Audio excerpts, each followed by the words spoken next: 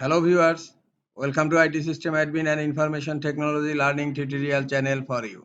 Today in this tutorial I am going to show you how to hide drive letters in Windows 11 computers. Sometimes it becomes very important for you, so don't forget to watch full video.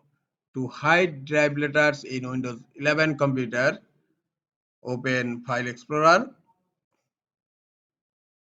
and go to this PC, and here you will find See More icon. Click on See More, and here you will find options. Click on options. Folder options has been opened, and go to View tab. Now scroll down. Here you will find an option Show Drive Letters, and by default it's selected. Now just uncheck this option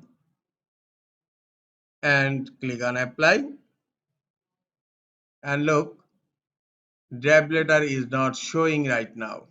If you want to show drive letter again, just click here and click on Apply, and look, again drive letter is showing. I am going to hide drive letter again.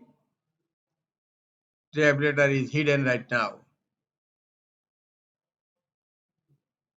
This is all for today. Hope this tutorial is helpful for you. Keep watching for next tutorial. Thank you very much.